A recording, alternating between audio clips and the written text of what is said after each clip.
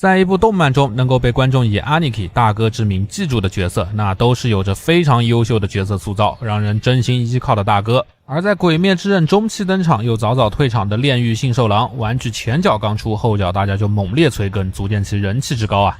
于是本来我也是没有拍摄计划的，思考再三还是买回来给大伙加更一期。我看鬼灭是跳过了无限列车这一段的，当时知道鬼灭有剧场版的消息，还计划着就去电影院看，最后也没有看成，结果大哥这一段我就是空白的了，所以缺少了和大家一样的共鸣。那正好今天就从纯素质玩具的角度来看一看这款 SHF 原著做的如何吧。这次的包装又用回了扉页说明书啊，我很喜欢。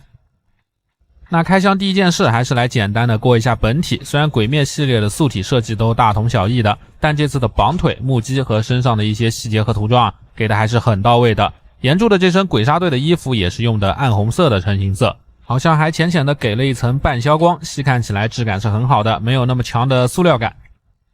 而我认为这次的配件最给力的就是这个披风了，内里的花纹怎么做的跟火影袍一样啊？这个披风一开始我看官图以为就是一整块影响可动的胶皮，实际拿到手才发现啊，原来是可动的。从正面看还真就没怎么看出来啊，而且两边披肩的地方也是有转轴的。但是这里做的就是这么大的一个大圆洞啊，而且因为是软胶又没有扣紧的地方，单凭摩擦力固定就很容易掉下来了。其他的下摆给的是这样类似山口式的关节啊，可以像这样做向后的翻起90度，中间的这一片也是可以像这样抬起来的，也可以像这样做左右的摆动，但软胶件还是比较重的，而且有点软，所以虽然抬得起来啊，但实际的把持力并没有多好，这披风很容易就回弹下去了，玩起来还是要注意的。搭载的方式倒是很简单，脖子后方预留了孔洞，直接扣进去就 OK 了。而鬼杀队服后方的灭字一印也基本是属于取下披风才能看到了，披风的搭扣用的是硬胶，所以扣上去的搭载还是很牢固的。其他的配件方面，首先是4对手型，握拳手、五指张开的用力手，一对握刀手，以及一对开掌的放松手型，没有给握刀鞘或者拔刀的手型，我认为是有点过分的。这个握刀手的洞也比较小啊，是握不了刀鞘的，带个的抠门造成了这么帅的日轮刀和刀鞘啊，摆不出拔刀式。而刀型也是炭治郎就有的老零件了，并不值得一夸。反而这次的日轮刀身呢，这个涂装做的可以说是相当的漂亮和惊艳的。而这个没法被手拿的刀鞘呢，唯一的宿命也只有像这样被挂在腰上了。说实话，这个造型要比水柱的那个要好看得多啊。另外，这款岩柱非常良心的是，竟然一次给了6个面雕，我的老天爷，这个金鱼眼其实多少看着是有点呆的，但大家都知道岩柱是一个内心洋溢着自信、非常活跃的人，所以表情多是很正常的。虽然说这次的这些面雕看起来并没有做到非常优秀的程度，但整个感觉还是很还原的，毕竟漫画的原画上也没有画得很好啊，就是这种有一点怪怪的感觉。唯一的缺点就是虽然给了6个面雕，但除了最后的这俩以外，剩下的脸型几乎是不适合摆战斗 pose 的，可能刚刚张嘴大笑的也算一个吧，但缺少流血愤怒脸和爆青筋的愤怒脸，这是很不应该的。可动玩具就应该要摆打斗才是精髓啊。OK， 那说到可动，这里也来简单的看一下。首先低头的角度能到30度以上，很不错。抬头由于后方头发的干涉，大概也就是30度。左右的摆头幅度也有30度左右，头发的干涉不大。而360度的平转因为是球关，所以自然是没有问题的。这里就不转到底展示了。值得一提的是啊，这次大哥的这一头鬃毛其实做了很多段的分件，后发除了抬起，下方的头发其实也是球关连接的独立分件，连两侧的鬓毛也是有独立可动的，而且范围还不小。不过素体用的就是之前鬼灭系列的老素体了，和炭治郎水柱啥的区别不是很大，肩部是通过这个独立的转轴来实现前后的摆动的。大臂的360度大风车要做到垂直的话，需要调整这个肩部的切面位置。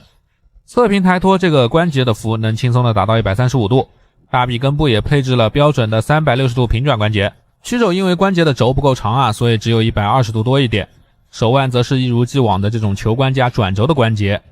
那这次的岩柱是没有披羽织的，所以胸腰部位就少了一层干涉，弯腰能有30度以上，但会有缎面的穿帮。挺胸也是一样啊，30度但是会有穿帮，和之前的素体一样的设计，而这个左右的侧摆就比较着急了，大概就是20度的样子了。转腰虽然腰下段是球关啊，但强行转动的话会被造型件托起顶出，所以一般的转动就用上段转90度就足够了。腿部就是完全的同模了，前踢90度，后踢顶到屁股45度差一点，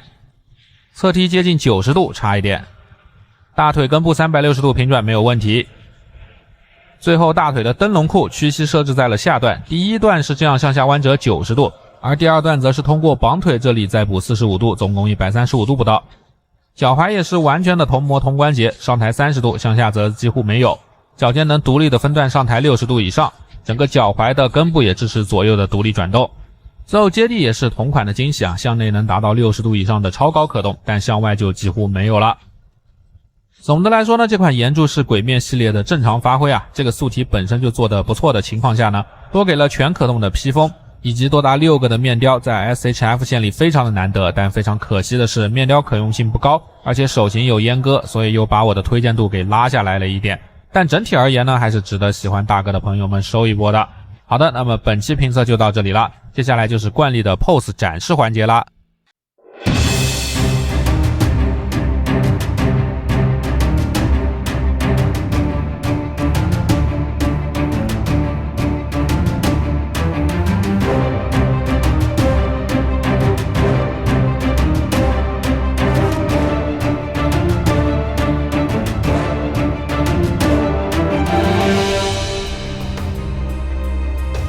炎の呼吸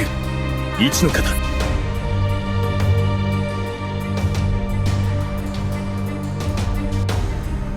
知らぬ炎の呼吸二の型